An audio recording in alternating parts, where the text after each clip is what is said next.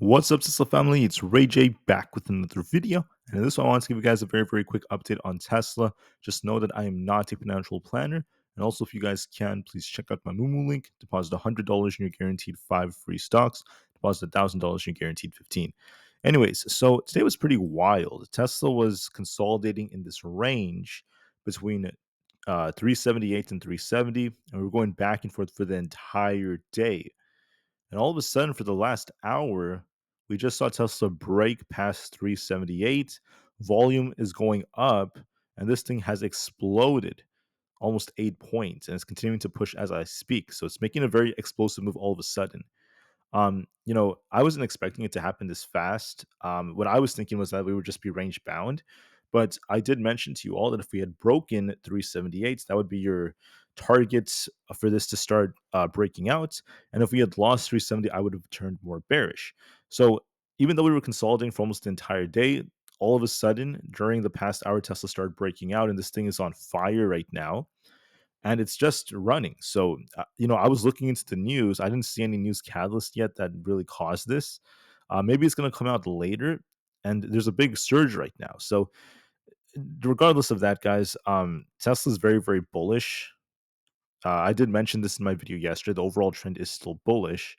So, at this point, I'm going to say it's as long as this trend continues, as long as Tesla does not lose our 20 and 50 EMAs, as long as 361.98 and 350 don't break, I think this thing is going for the 400s. There's nothing stopping it. It just keeps running.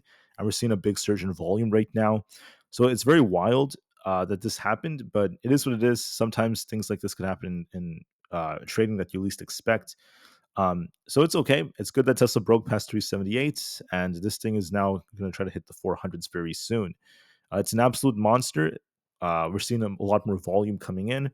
And once again, I didn't really see the news catalyst that would have suddenly caused us to start running, but it is what it is. When you look at, for example, let's just go back to the 30 minutes time frame. Sorry, it's right here. On the 30 minutes time frame, typically when we see the end of the day, volume doesn't surge that much. We get a small surge in volume, but we're suddenly seeing a lot of volume coming in, and this thing is just running for the close. So we're going to get a very strong weekly close. And I think that this will likely try to continue next week.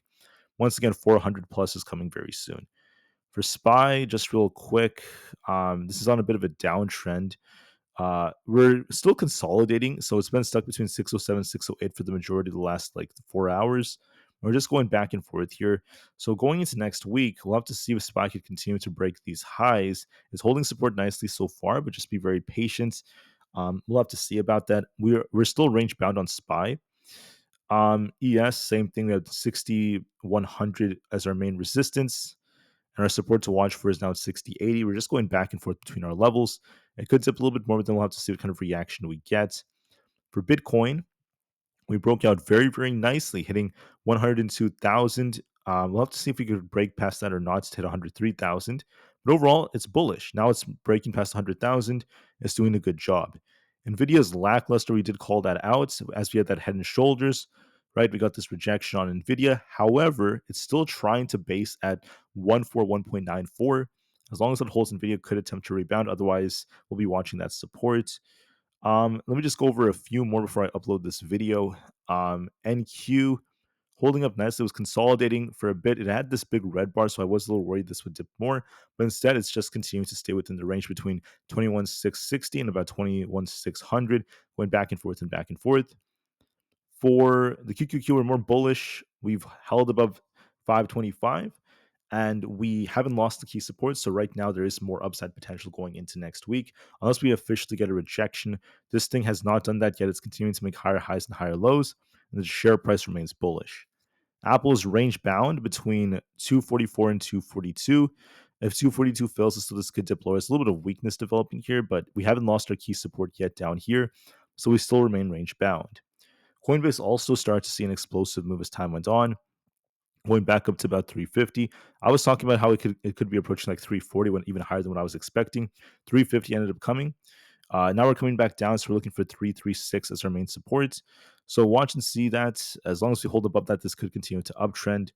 Amazon's broken out. It's broken 225. Once again, we called that out. This keeps this bullish for 227.5 as our target. Meta It dipped quite a bit back down to about 620, only to rebound.